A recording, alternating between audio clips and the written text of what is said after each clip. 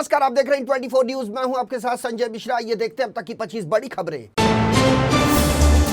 लोकसभा चुनाव 2024 को लेकर चुनाव आयोग के ऐलान के साथ ही देश भर में बढ़ गई चुनावी सरगर्मियां। चुनावी तैयारियों को अंतिम रूप देने में जुटी भारतीय जनता पार्टी के साथ ही कांग्रेस, वामदल, समाजवादी पार्टी, टीएमसी जैसी पार्टियां। इस बार का लोकसभा चुनाव एनडीए बनाम इंडिया के बीच होने की संभावना, इसके साथ ही क्षेत्रीय छत्रपों की भूमिका भी महत्वपूर्ण रहने की संभावना। संसदीय चुनाव की तैयारियों के बीच प्रधानमंत्री नरेंद्र मोदी ने जारी किया भाजपा का चुनावी थीम सॉन्ग। पीएम मोदी ने सोशल मीडिया प्लेटफॉर्म एक्स पर इसे किया जारी। थीम सॉन्ग है मैं मोदी का परिवार हूं पर आधारित। लोकसभा चुनाव की तारीखों के ऐलान से पहले महाराष्ट्र में नेताओं की बयानबाजी से चढ़ा सियासी पारा। इसी बीच महाराष्ट्र के उप मुख्यमंत्री देवेंद्र फडणवीस ने शुक्रवार को पिछली महाविकास आघाड़ी सरकार के कामकाज पर उठाए सवाल। कहा, राज्य में भारतीय जनता पार्टी का शिवसेना उद्धव ठाकरे गुट के साथ समझौते का कोई सवाल ही नहीं उठता। हालांकि उन्होंने राज ठाकरे के मनसे के साथ सीट शेयरिंग की संभावना से नहीं किया इनकार। जहां रूस में राष्ट्रपति चुनाव के लिए हो रहा है मतदान, तो वहीं वृंदावन वास कर रहे रूसी नागरिकों के लिए रूसी सरकार ने दूतावास के माध्यम से वृंदावन के रमण रेती क्षेत्र स्थित रशियन बिल्डिंग को बनाया मतदान केंद्र। जिले में रहने वाले 100 रूसी नागरिकों में से 50 ने किया मतदान। चुनावी तारीखों की घोषणा होने पर आदर्श चुनाव आचार संहिता भी हुई लागू। सभी राजनीतिक दलों के लिए इसका पालन करना होगा अनिवार्य। सबसे पहले साल 1960 में केरल आम चुनाव के दौरान की गई थी आचार संहिता की शुरुआत। इसके बाद 1967 के लोकसभा और विधानसभा चुनाव के दौरान भी इसे किया गया था लागू। समय के साथ साथ इसके नियमों में भी किए गए कई बदलाव। चुनाव के ऐलान की पूर्व संध्या पर देश के प्रधानमंत्री नरेंद्र मोदी ने देशवासियों के नाम लिखी एक खुली चिट्ठी। प्रधानमंत्री ने अपने पत्र के जरिए जनता को दी उनके सरकार द्वारा किए गए ऐतिहासिक कदमों के बारे में जानकारी, जिसमें भाजपा सरकार के द्वारा अनुच्छेद 370 को निरस्त करना और जीएसटी का कार्यान्वयन भी है शामिल। साथ ही पीएम मोदी ने देश के लोगों का समर्थन करने के लिए व्यक्त किया आभार। नागरिकता कानून संशोधन पर अमेरिकी टिप्पणी पर तीखी प्रतिक्रिया व्यक्त करते हुए विदेश मंत्रालय ने कहा कि किसी भी देश को भारत के अंदरूनी मामलों में टांग अड़ाने का नहीं है कोई अधिकार। विदेश मंत्रालय के प्रवक्ता रणधीर जायसवाल ने कहा कि जिन लोगों को भारत की बहुलतावादी परंपराओं और क्षेत्र के विभाजन के बाद के इतिहास की है सीमित समझ, उनके लिए बेहतर यही होगा कि वे व्याख्यान देने का न करे प्रयास। केंद्रीय मंत्री अश्विनी वैष्णव ने शुक्रवार 15 मार्च को डाक विभाग में कार्यरत 2.56 लाख से अधिक ग्रामीण डाक सेवकों को दी बड़ी सौगात। जीडीएस की सेवा शर्तों में सुधार और सेवा में ठहराव को दूर करने के लिए केंद्रीय मंत्री ने की एक वित्तीय अपग्रेडेशन योजना की शुरुआत। संचार मंत्रालय के अनुसार ये योजना के तहत प्रत्येक ग्रामीण डाक सेवकों को 12, 24 और 36 वर्ष की सेवा पूरी करने पर मिलेंगे 3 वित्तीय अपग्रेडेशन। लोकसभा चुनाव से पहले पंजाब में कांग्रेस पार्टी को लगा एक बड़ा झटका। वरिष्ठ नेता और विधायक राजकुमार चब्बेवाल का कांग्रेस पार्टी से हुआ मोह भंग। शुक्रवार को कांग्रेस छोड़कर सत्तारूढ़ आम आदमी पार्टी में राजकुमार चब्बेवाल हुए शामिल। 54 वर्षीय चब्बेवाल ने होशियारपुर जिले के चब्बेवाल विधानसभा क्षेत्र से भी छोड़ दिया अपना विधायक पद। पंजाब विधानसभा में विपक्ष के उपनेता भी थे राजकुमार चब्बेवाल।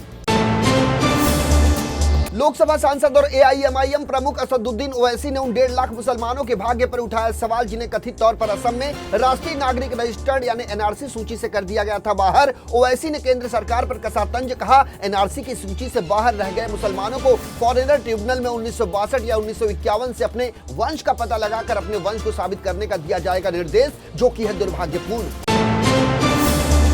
अपनी रक्षा क्षमताओं को लगातार बढ़ा रहा है भारत। पश्चिम में पाकिस्तान और उत्तर पूर्व में चीन की नापाक मंसूबों का दम निकालने के लिए सीमावर्ती इलाकों में डिफेंस सिस्टम को लगातार किया जा रहा है अपग्रेड। हाल ही में अरुणाचल प्रदेश में 2 सुरंगों को किया गया था ऑपरेशनल, जिसके जरिए चीनी सीमा से लगते तवांग समेत अन्य इलाकों में किसी भी मौसम में पहुंचना अब हो गया है आसान। भारतीय नौसेना के हिंद और अरब महासागर में बढ़ते प्रभाव का देखने को मिला है एक और उदाहरण। नौसेना ने सोमालियाई लुटेरों से एक जहाज को बचाया सुरक्षित। बचाव अभियान के दौरान समुद्री लुटेरों ने नौसेना के युद्धक जहाज पर किया था हमला, लेकिन नौसेना ने मुंहतोड़ जवाब देकर समुद्री लुटेरों को कर दिया भागने पर मजबूर। हैदराबाद में बीआरएस एमएलसी के परिसरों पर तलाशी लेने के बाद शुक्रवार को ईडी ने के कविता को पहले हिरासत में लिया और बाद में उन्हें कर लिया गिरफ्तार। इसके बाद कविता को लेकर ईडी की टीम पहुंची दिल्ली। देर रात उन्हें दिल्ली स्थित ईडी मुख्यालय ले जाया गया, जहां ईडी के सूत्रों के अनुसार केंद्रीय एजेंसी के अधिकारी ने की कविता से पूछताछ। मध्य प्रदेश के छतरपुर से इंसानियत को शर्मसार कर देने वाली घटना आई सामने। यहाँ शातिर बदमाश ने 12 साल के बच्चे पर किया चाकू से ताबड़तोड़ हमला और उसके बाद मौके से हुआ फरार। गंभीर रूप से घायल बच्चे को पहुंचाया गया जिला अस्पताल, जहां से उसे डॉक्टरों ने ग्वालियर के लिए कर दिया रेफर। उसकी हालत बनी हुई है गंभीर। बच्चे का कसूर सिर्फ इतना था कि उसने की थी बदमाश को चोरी करने से रोकने की कोशिश। मोदी सरकार ने शनिवार को यासीन मलिक के आतंकवादी संगठन JKLF पर लगे प्रतिबंध को अगले 5 साल के लिए बढ़ा दिया। दरअसल इस संगठन को सरकार ने घोषित किया है गैर कानूनी एसोसिएशन। केंद्रीय गृह मंत्री अमित शाह ने कहा कि जम्मू कश्मीर में आतंकवाद और अलगाववाद को बढ़ावा देने वाली गतिविधियों में लिप्त है JKLF संगठन। कांग्रेस के नेता राहुल गांधी ने शनिवार को एक बार फिर भाजपा के नेतृत्व वाली केंद्र सरकार पर बोला हमला। उन्होंने चुनावी बॉन्ड योजना को सरकार को गिराने और राजनीतिक दलों को तोड़ने के लिए इस्तेमाल किया जाने वाला बताया जबरन वसूली रैकेट। राहुल गांधी ने कहा कि जो लोग इसका विरोध करते हैं प्रवर्तन निदेशालय, केंद्रीय जांच ब्यूरो यानी CBI और आयकर विभाग पड़ जाते हैं उनके पीछे। महाराष्ट्र सरकार ने शिक्षकों के ड्रेस कोड को लेकर जारी किया एक नया सर्कुलर, जिसमें शिक्षकों के जींस और टी-शर्ट पहनने पर लगाई गई है रोक। साथ ही उन्हें ग्राफिक डिजाइन और पेंटिंग वाला कपड़ा पहनने से भी है मनाही। सरकार ने महिला शिक्षकों को सलवार कुर्ता दुपट्टा और पुरुष शिक्षकों को शर्ट और पैंट पहनकर स्कूल आने के लिए जारी किए हैं आदेश, जिसके बाद महाराष्ट्र राज्य शिक्षक परिषद ने जताया विरोध। बृहन्मुंबई महानगर पालिका ने सालों से प्रॉपर्टी टैक्स न जमा करने वाले टॉप 10 बकायेदारों की जारी की है लिस्ट। उसके एक दिन बाद RTI से यह खुलासा हुआ है कि BMC कमिश्नर के बंगले का ही 14 साल से नहीं भरा गया है टैक्स। BMC कमिश्नर के बंगले पर 4.56 लाख रुपए का बकाया है टैक्स। तो वहीं BMC की तरफ से इस पर दी गई सफाई, कहा बकाया टैक्स भरने की जारी है प्रक्रिया। महाराष्ट्र के किसानों के लिए आई गुड न्यूज। मुख्यमंत्री एकनाथ शिंदे ने शुक्रवार को किसानों के 1,60,000 रुपए तक के कर्ज पर की स्टैंप शुल्क माफ करने की घोषणा। CM शिंदे ने कहा कि मुख्य रूप से आम लोगों और किसानों के लिए हमारी सरकार, हमें गर्व है कि अन्नदाताओं की है महाराष्ट्र की ये सरकार। महाराष्ट्र के मुख्यमंत्री एकनाथ शिंदे ने किया बड़ा ऐलान, अब विदेश में पढ़ सकेंगे सफाई कर्मियों के बच्चे। CM शिंदे ने कहा कि विदेश में पढ़ने वाले बच्चों का BMC उठाएगी खर्च।